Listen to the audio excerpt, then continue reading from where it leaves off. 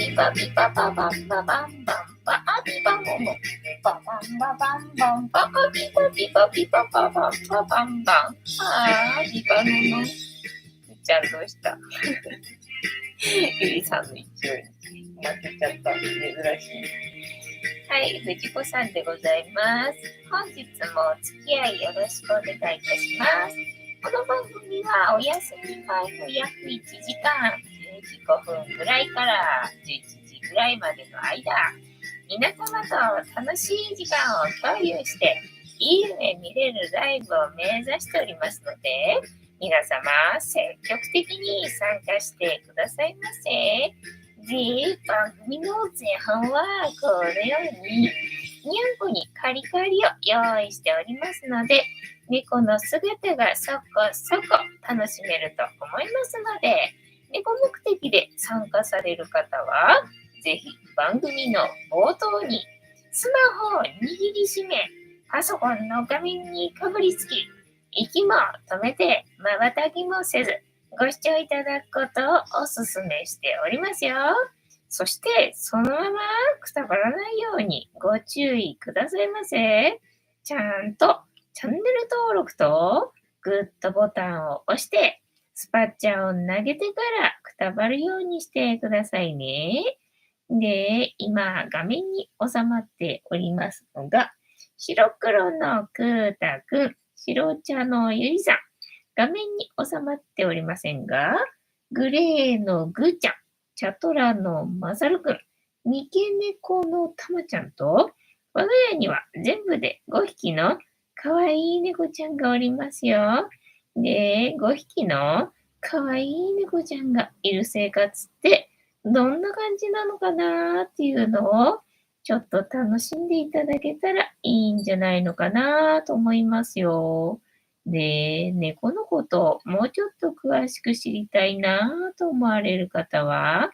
概要欄のところに猫紹介してありますので、そちらを読んでいただけたらいいんじゃないのかなと思いますよ。で、同じく概要欄のところに Amazon のウィッシュリストのリンクが貼ってありますので、そちらからシーバをポチッとご購入いただければ、我が家に届く便利なシステムとなっておりますので、にゃんこにシーバあげようかなと思われる方は、そんな便利なシステムをご利用いただくことをお勧めしております。あるよ、はい。よかったよかったね。はい。で、一日一個、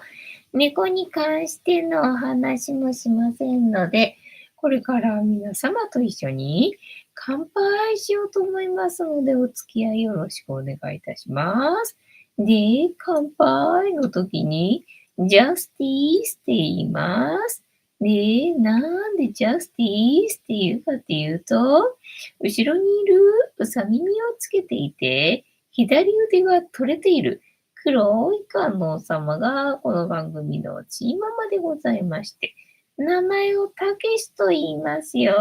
で、たけしの言葉で、乾杯のことをジャスティースって言いますので、一緒に言っていただけると嬉しいです。一粒残すんだよな。はい。では、いきますよ。せーの。ジャスティース。猫いなくなっちゃったから、たけし、ジャスティース。今日も、塩入りの白湯。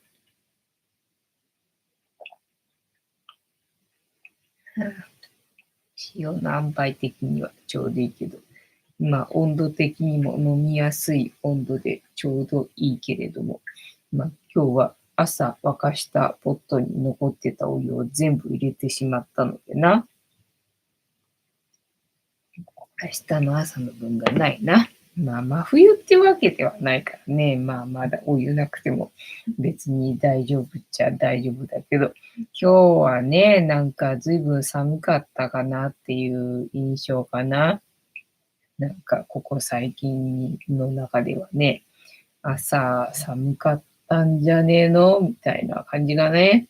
で、天気がさ、今日は晴れ、まあ、曇り時々晴れみたいな、なんかそんな予報だったと思うんでさ、だから洗濯日和かと思いきやさ、全然なんかどんよりしてて、だから寝てる時になんか雨が降ってる音が聞こえてるような気がしてたんで、いや、雨降ってんのかなって思ったんだけど、ただ朝起きた時にさ、そんな雨降ってた様子はないっていうのかな。なんかどんよりはしてるんだけど、もしあんなね、雨降ってるようだったら、もっと地面濡れてたりさ、水たまりできてたりとかさ、なんかしててもおかしくなさそうな感じなのに、そういう様子はなかったんで、お一粒食べたな。ねえ、だからあれ、なんだ、気のせいかと思って、パラレルワールドで私は寝てたんかいな、みたいな感じで。ねえ、で、なんかいかにも今にも降りそうな感じの空だったんだけど、今日は一日さ、可愛いな、たまちゃん。伸びしてたの、今ね。ね、で、してたけど、まあ結局降らなかったんでね、助かったっちゃ助かったんだけどさ、だから今日はちょっとあんまり、なんだろう、張り切ってね、洗濯するのはやめとこっかなみたいなね、最低限にゃんこのおしっこシーツだけは洗うんだけど、まあそれ以外の自分のものとかね、まあタオルとかそういうやつは、いや、そんな量ないからね、明日に回そうと思って、明日は晴れの予報っぽいから、明日に回そうと思ってさ。で、洗わず、ただまあね、雨降ってないから、なんかもったいない気はすると思ってさ。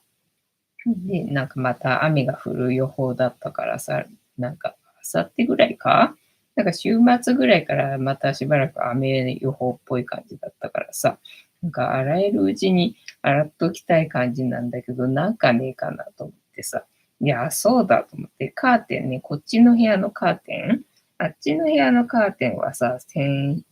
週ぐらいに洗ったけど、こっちの部屋のカーテンね、まあ冬支度する前に、洗っとこうと思ってさ、どうしたかったらちょっと小刻みに一瞬震えたね。なんでイヤコみんなあっち見てんのかな。なんかいるんだろうな、きっと。きっとなんかいいんだろうな、みんなして固まって、同じ方向見てるけどな。はい。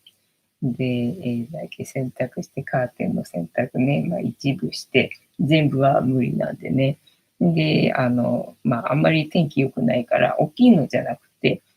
まあ窓にかけてるカーテンちょっと小さいから、そっちは洗ったんだよね。でもね、乾かなかったね。なんかね、さすがに1日ね、曇りとはいえどもさ、まあ、朝から夕方まで、夜までっていうのを干しててね、まあね、乾くかなと思ったけど、なんか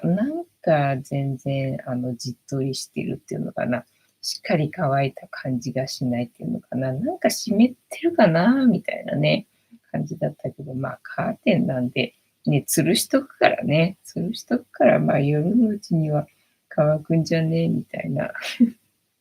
そんな感じ。でもまあ、窓は別になんか今回は拭かなくていいかなみたいなね。多分前回そのカーテン洗った時、冬から今度はね、春夏バージョンに部屋がなる時にさ、多分掃除してんだよね。で、なんかまだそんなに汚い感じではなかったから、だからカーテンも別に洗ったところでさ、汚れがそんな落ちるわけじゃないから、なんか洗い損っていうのかな。なんかあんまり達成感がない感じではあったんだけど、まあやっただけ偉いっていうことでな。俺は今日もよくやりましたよ。ということで、竹縄でございますね。本日も竹縄でございますね。おーおー、たまちゃんが公開に、こっちに大丈夫か。おー上手にたまちゃんおしっこしてくれるから助かるよ。ね、前は結構失敗してたけど、最近全然失敗しないもんね。来たね。お花にお水くっつけて。ね、可愛らしいね。可愛いにゃ。で、今日は朝、水曜日か。水曜日で、寒いけどもね、農協は近所なんで、とりあえず日課なんで、また柿があったらいいなと思って行ったけれども、今日は冬瓜だけだったな。なんかでっかい冬瓜、200円だか300円とかで売られてんだよね。冬瓜かと思って、冬瓜はいいやと思ってさ。で、今日はね、その農協に行くまでのね、指導なんだけど、がね、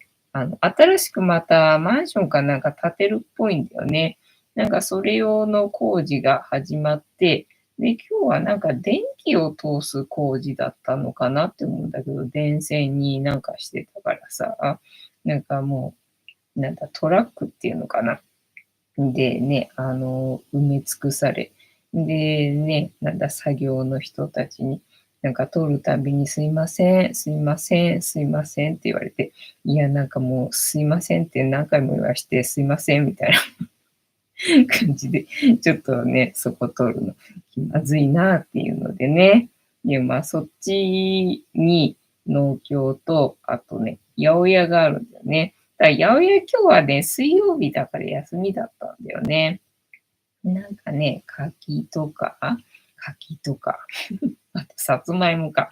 さつまいもか柿が欲しいなって思って、で、スーパーにも行ったけど、今日もやっぱりなくって、ないかと思ってな。なかったので、じゃあしょうがない、もう一回そっち通る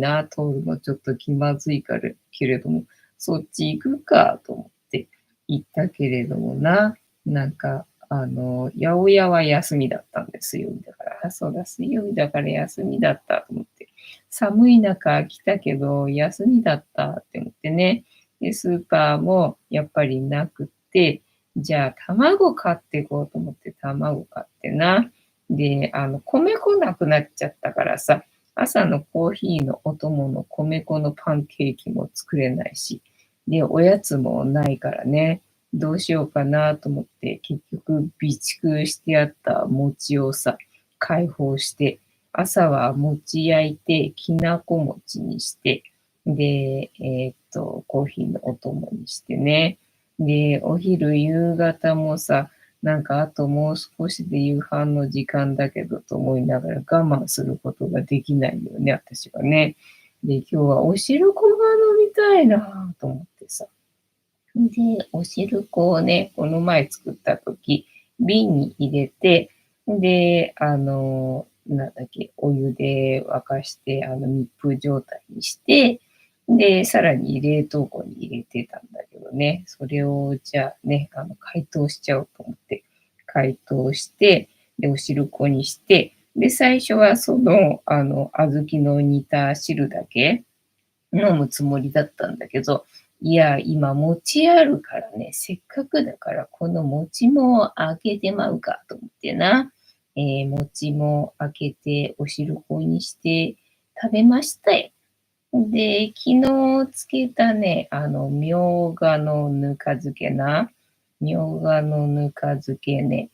あんまり全然ぬかの良さが全く活かされず、ただみょうがだったね。ただひたすらみょうがで、みょうがの無駄遣いしたなっていう感じでな。もう今後みょうがのぬか漬けはいいやと思って。で、人参のぬか漬けはそんな好きではないんだけど、人参は好きじゃないからね。だから今ちょっとぬか漬けにできそうな野菜がな、昨日買ってきたのは水菜だし、で、あとキャベツがあるけど、みたいなね。で、大根はあるんだけど、大根は大根おろしに使いたいんで、ちょっと違う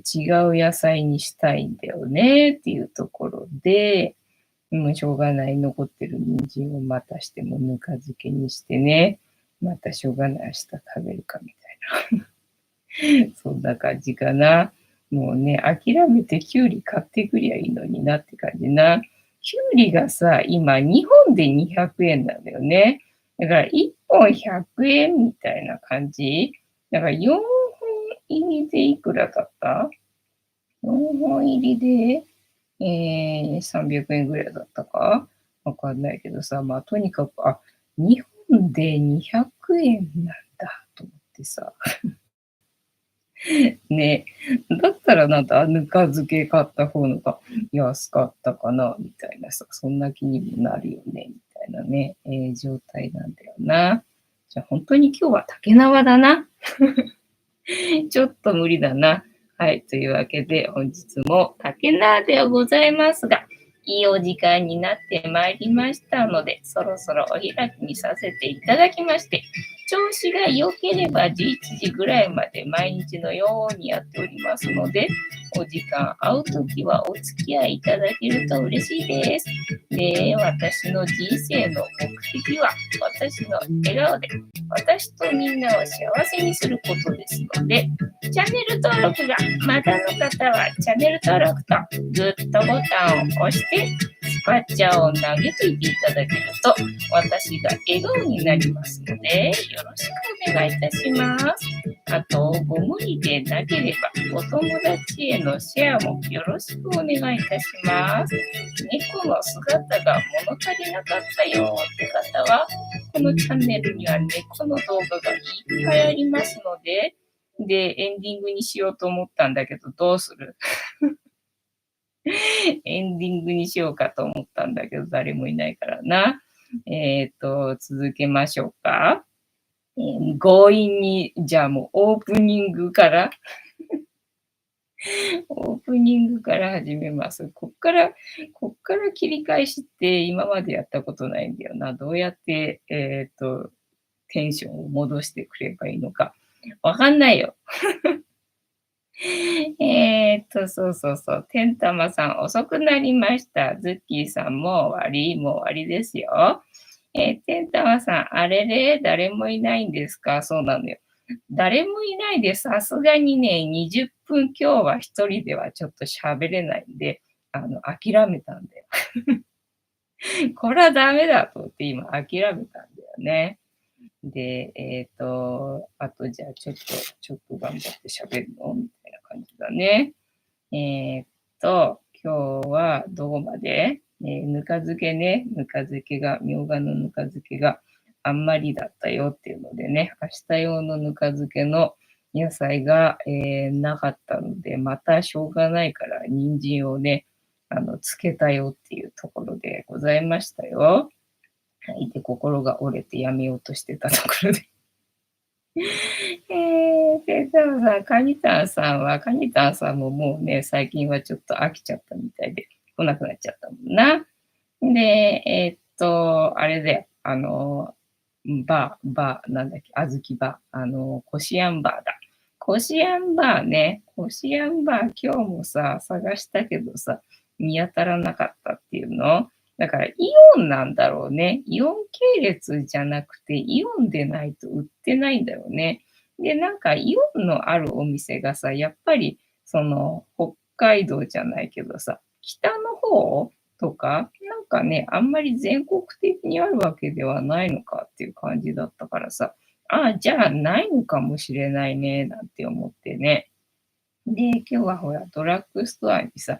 昨日ね、にゃんこの缶詰と、あとカリカリ1個買ってきたら、そのカリカリさ、えらい気に入ってくれたみたいだったからさ、その勢いでいくと、カリカリあっという間になくなりそうだなと思ってさ、そもそも1.2キロぐらいしか入ってないわけよね。だから、もともと量も少ないんでさ、こりゃすぐなくなっちゃうな、この勢いだとなと思って、だから昨日置いてきたね、あと2袋、もう買い占めようと思って、ただまあまだ売ってるかどうかわかんないけどね、と思って、ダメ元でね、なんか行ってあったら買ってこようかなと思って、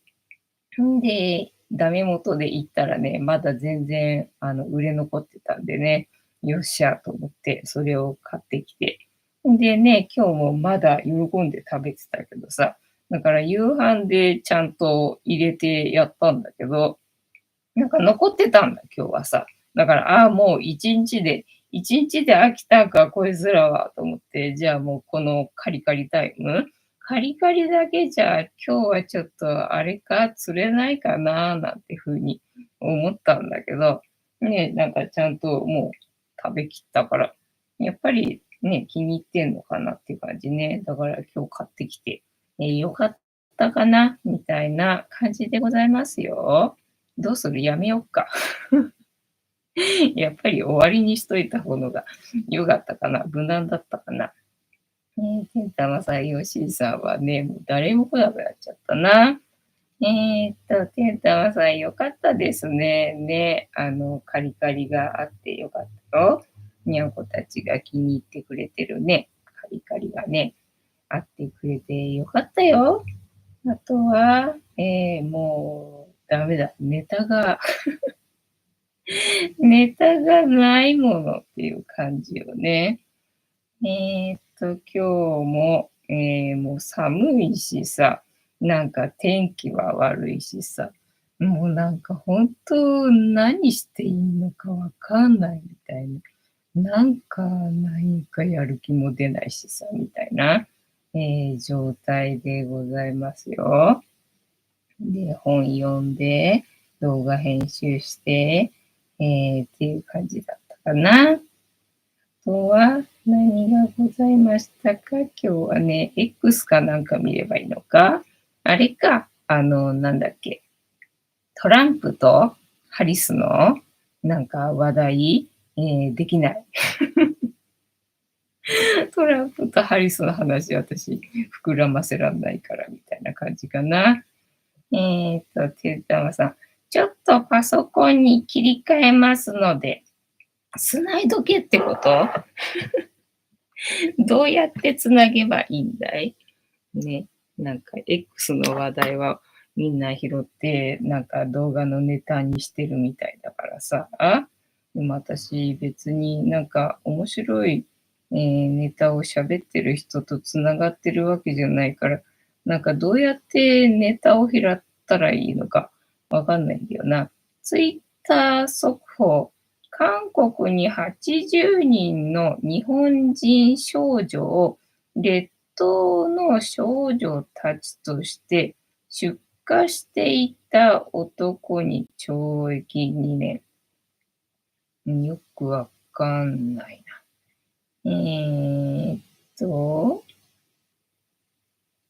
なんか CM しかない。えーっと、ビル・ゲイツとテイラー・スウィフトはドナルド・トランプが勝利したらアメリカを去ると発言した。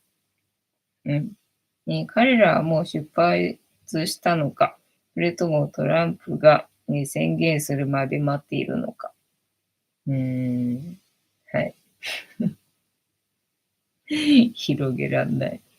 えーっと、渋谷でロレックスを盗んだ中国人が逮捕されたが、8月にも大阪の、宝飾店で、逃走して、腹部を刺して死亡させて、関西空港で発見され、逮捕されている。はい。うん、なんか、外国語とか、なんか、出てくるけど、そんな感じ。はい。面白いネタ、私、拾えないんですけどっていう感じだよな。テータマさん、ズッキーさんいらっしゃるではないですかね。誰もね、協力はしてくれないんで、私にはな。で、あとは、ヤフーニュースもわかんないんだよな。てんたまさん、トランプ当選で日本はどう変わりますかね。なんかね、日々変わるっていうか、なんかまたひっくり返ってきたっていうのかな。前はさ、トランプが当選した方のが、世界は平和になるみたいなことを言われてたけどね、今、トランプになると戦争になる。まあ、どっちにしても戦争にはね、なるみたいな、流れにはなってるけど、トランプになったら、確実に、第三次世界大戦になるみたいな、流れになってるよな。で、今日なんかビットコインが、なんかね、値段が上がったり下がったりしてたのかなんか知らないけどさ、メルカリでなんかビットコインを買うとなんちゃらかんちゃらっていうのが前にあって、で、ビットコインをなんかいくらかわかんないけどさ、なんか持ってるんだよね。なんかそれのおかげで、ビットコインがいくらいくら上昇中ですとかさ、なんかお知らせが来るじゃんか、1日に1回ぐらい。なんかそれがさ、今日何回も何回も来るから、なんか売れたのかと思ってさ、あと前にやっぱりさ、売ったんだけど、まだね、届いてないっぽい荷物がまたあって、で、あまりにも長いから、またこれ多分、行き先不明の荷物でどっかで浮いてるんだと思うんだよね。なんかどうもやりようがないから、そんなのさ、どうしたらいいんだろうって感じなんだけど、そんなのもあって、だからそれが届いたのかなと思ってさ、なんか届いたらいいなと思ってるからさ、そのメルカリからお知らせ来るとさ、届いたのかなと思うとさ、ビットコインでさ、もう知らねえよ。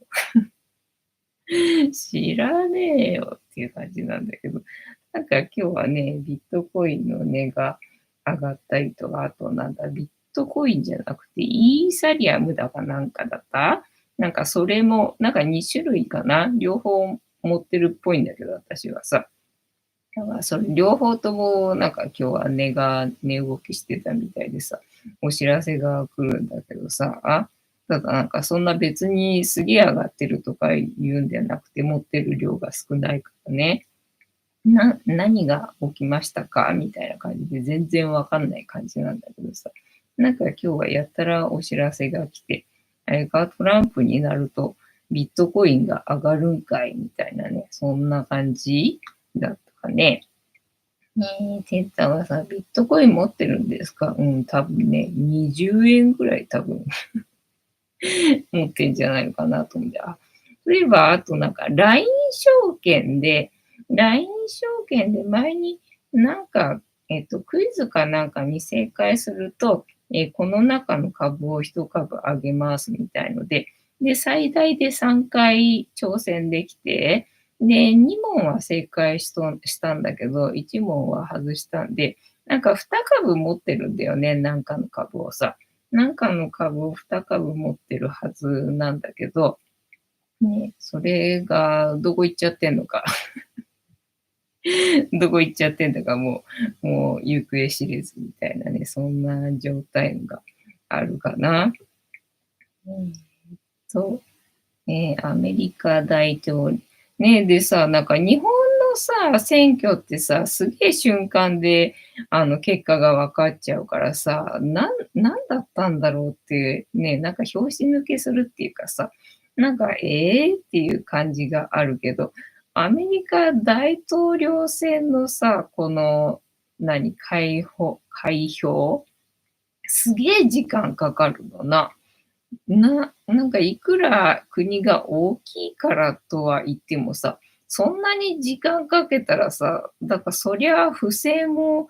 ね、しようがあるんじゃねって思っちゃうのは、ね、なんかどうにかならんのかな。どうしてもそんなに時間がかかるもんなのかね。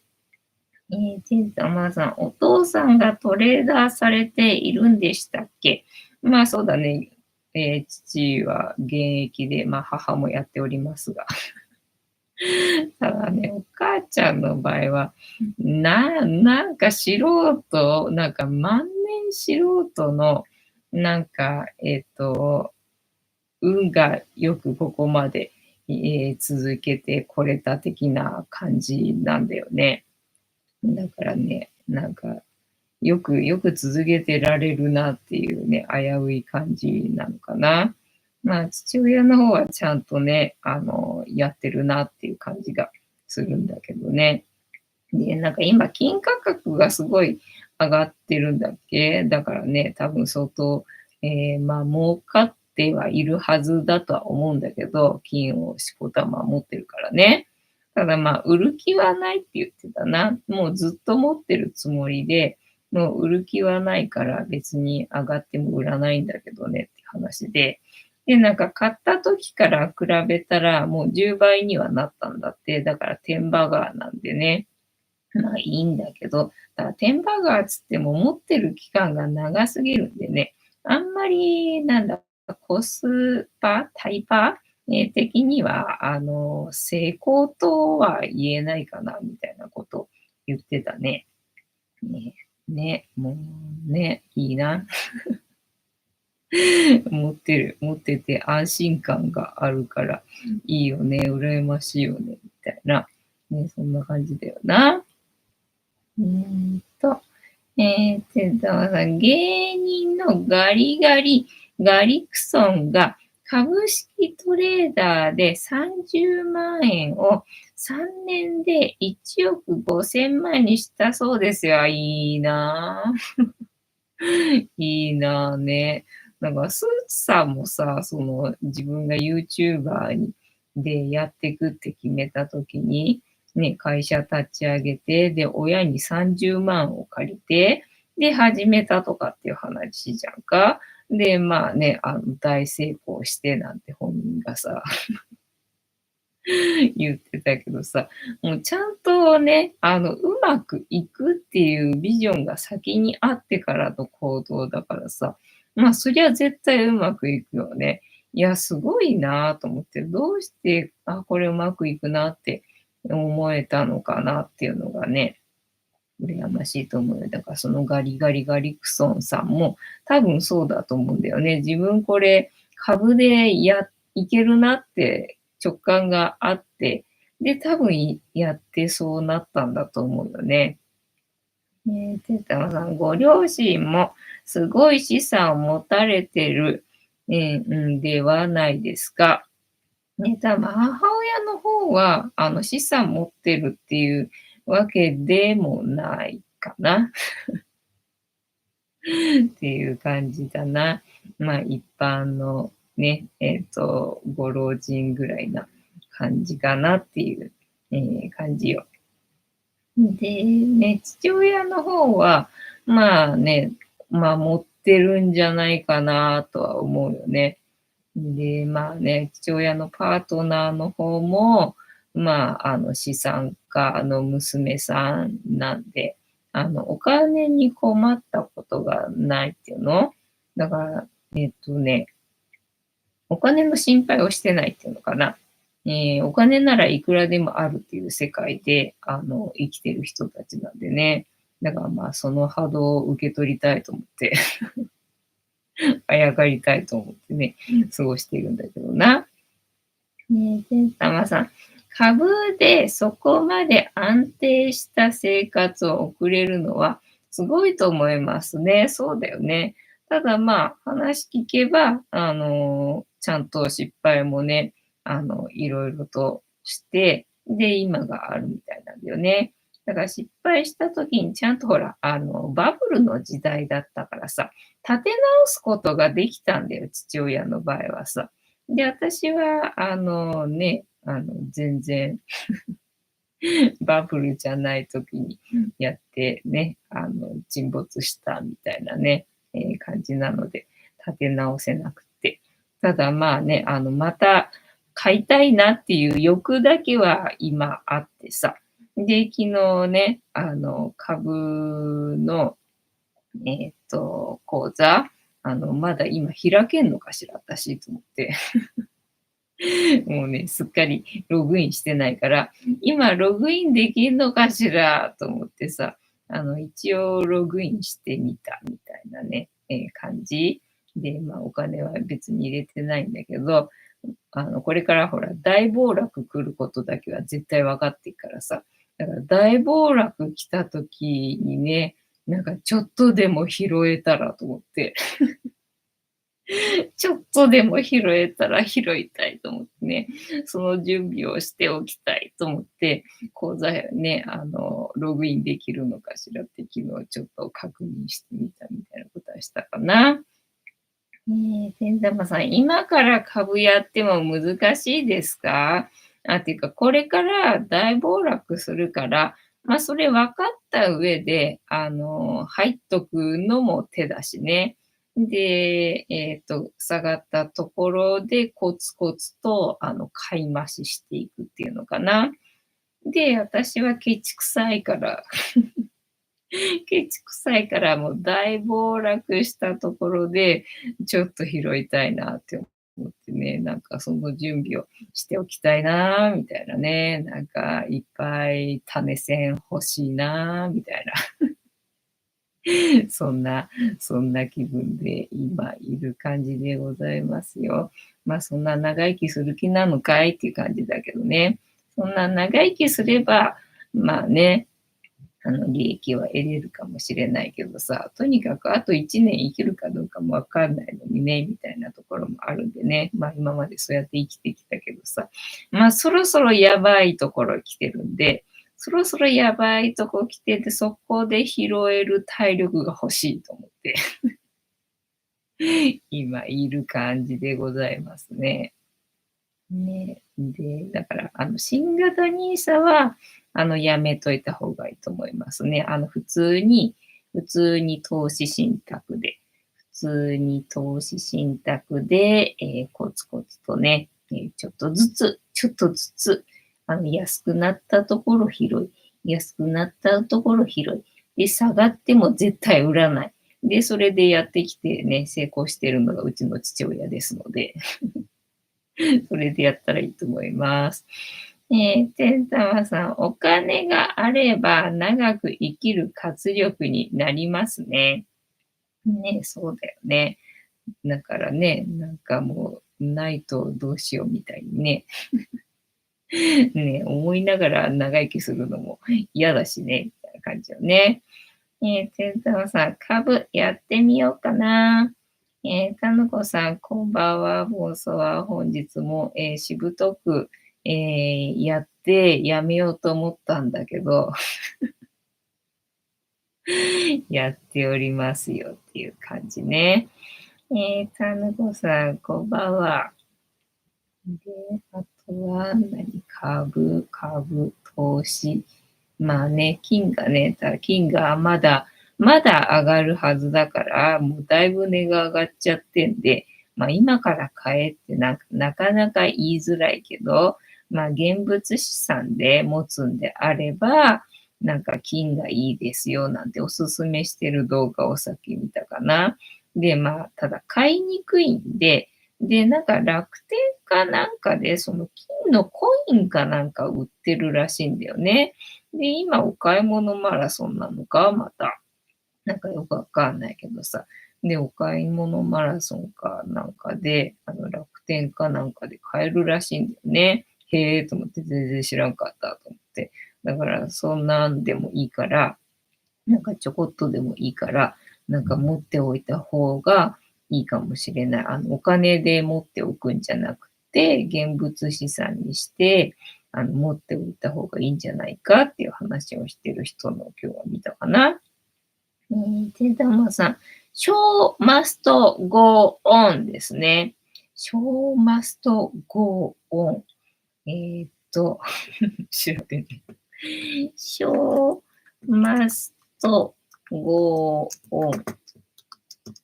なんか映画かな。show must go on。シスカンパニ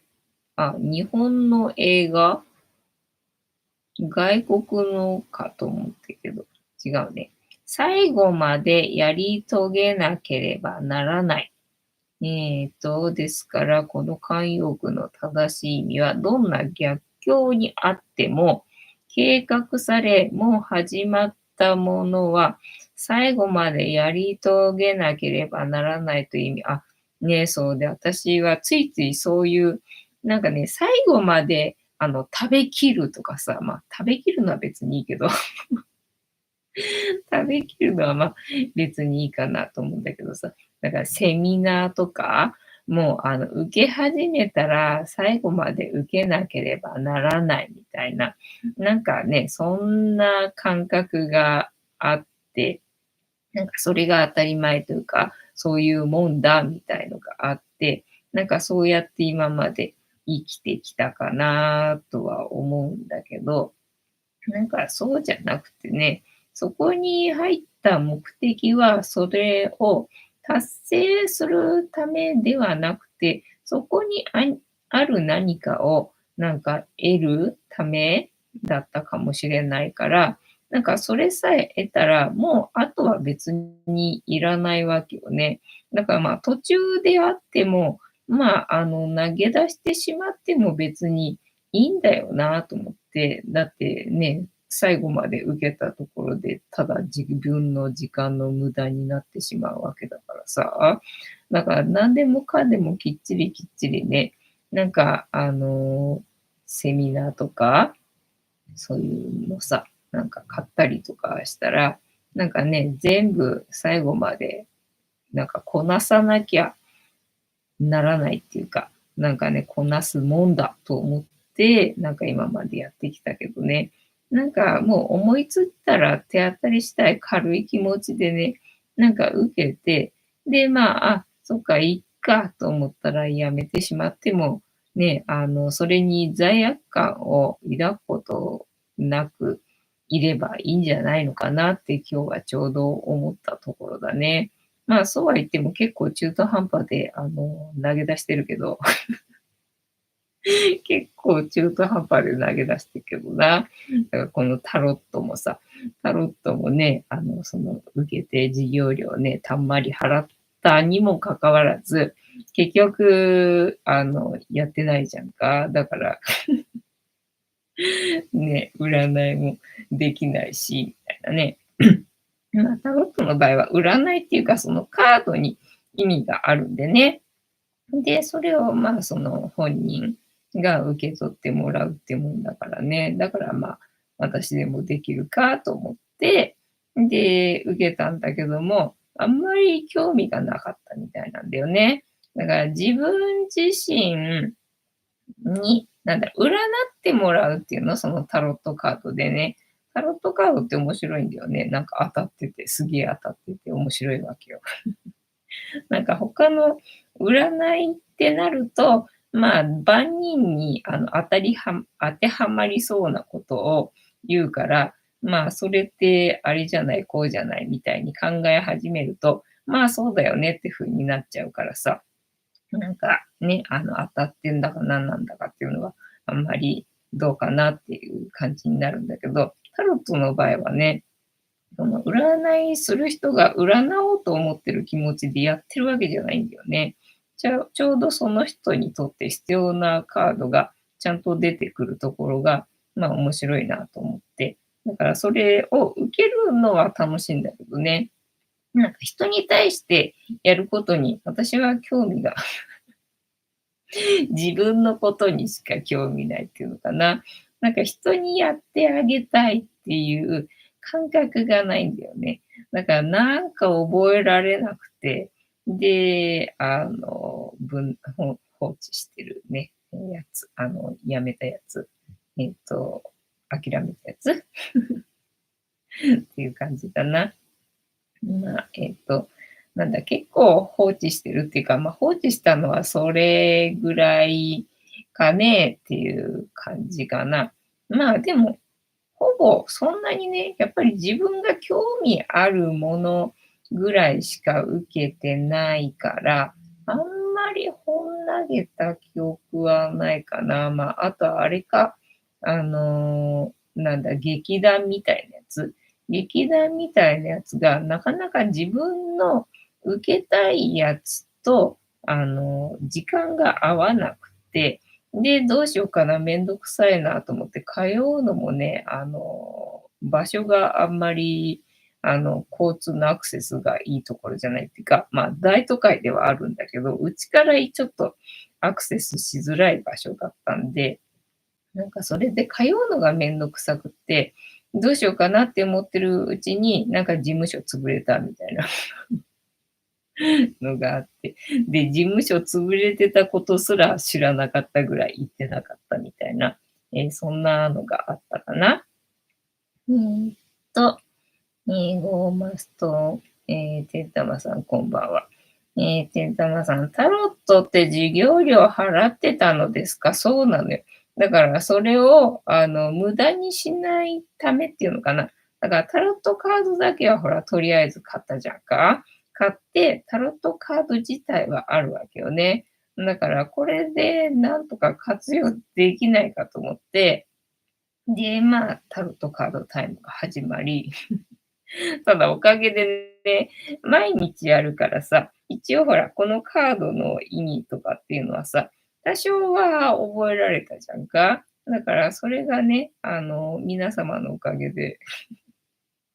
皆様のおかげで多少覚えられたよみたいなね、ところはありますかね。だからもうちょっと今後は活用したらいいのかもしれないね。だから、そのタロットやる人は、毎日自分に1枚引き、なんか朝とかね、これってどういうことだろうみたいので、で、カードを出すと、なんかそこに答えがあって、なんかね、ヒントになるみたいな、そういう使い方するとかって言ってたかな。だからあれか、じゃあ、あれだね。トランプが、トランプが、大統領になった場合、日本が、どうなるのかについて、メッセージをいただきましょうかね。このシャッフルは皆様のストップの掛け声で止まりますので、ご協力よろしくお願いいたします。最後までやり遂げなければならない。ねえ、なんか最近はもうそういう時代じゃないのかなってなんか思ってね、何でもかんでもあって思ったら、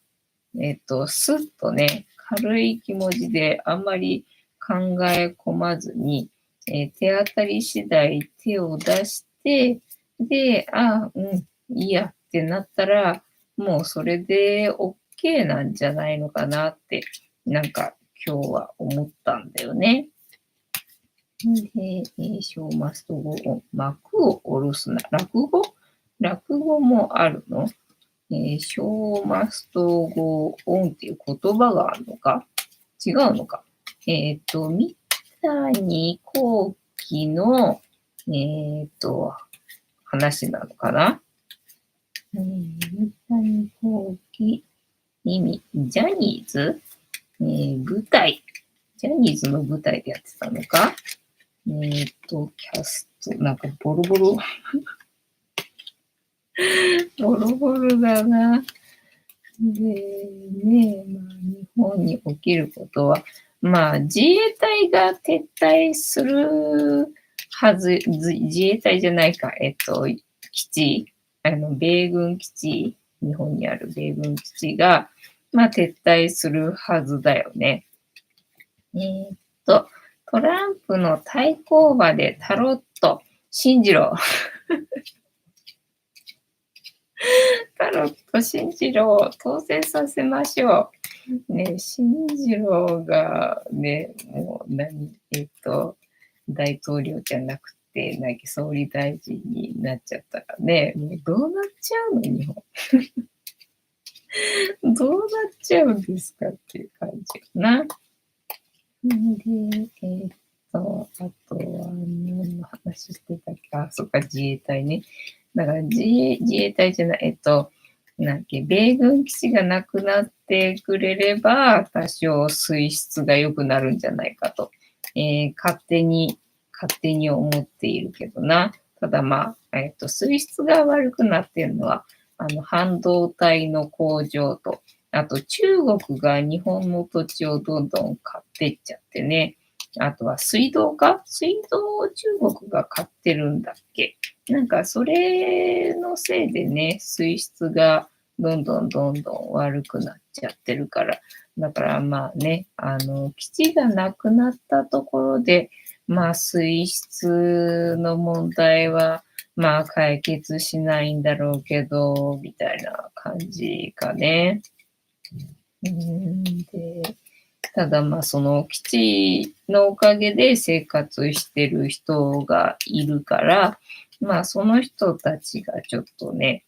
苦しくなることはあるかもね、みたいな話だったかな。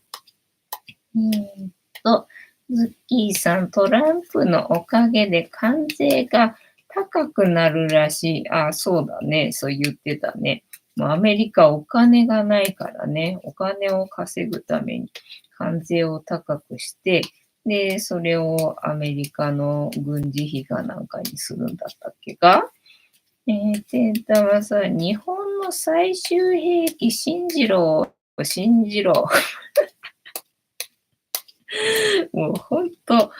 と兵器だよな、信じろな。ケイタはさ、トランプのおかげで日本はいろいろな圧を受けそうですね。まあ、トランプ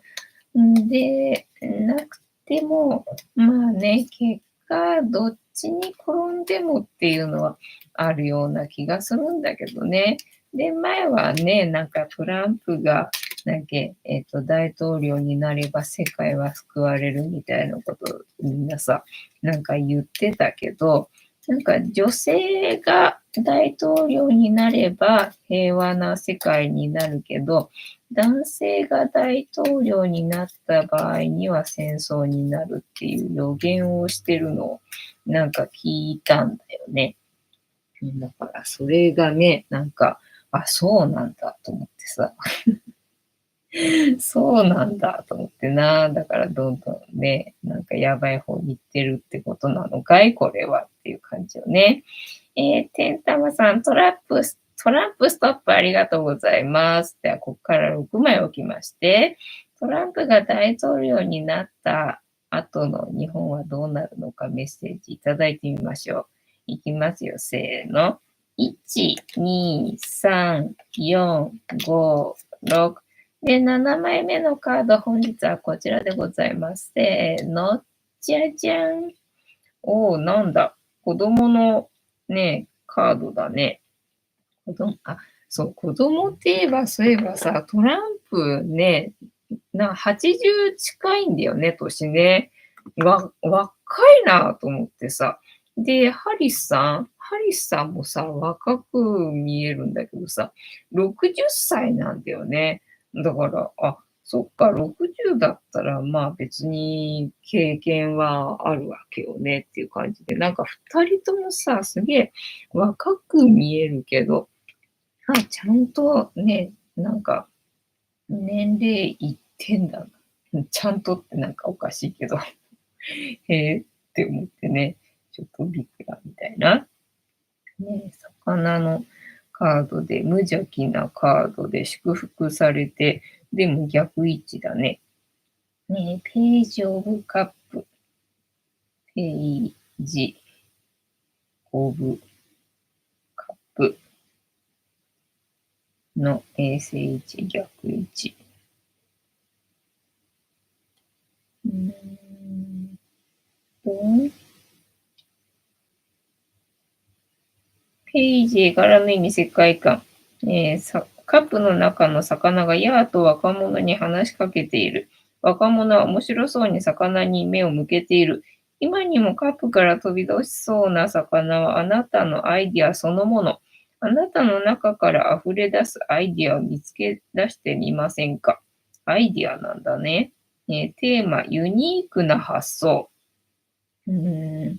ページは純粋さや学習を表す人物。カップが持つ感性や想像力を素直に楽しんでいます。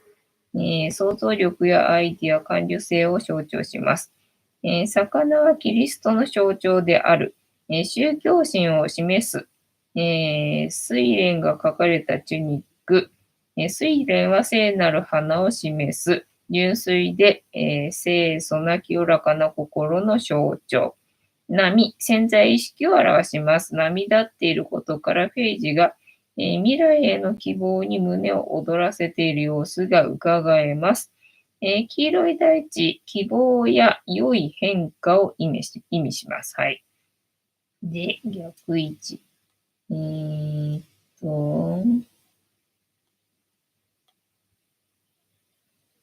えーっと、なんだ長いんだよな。で、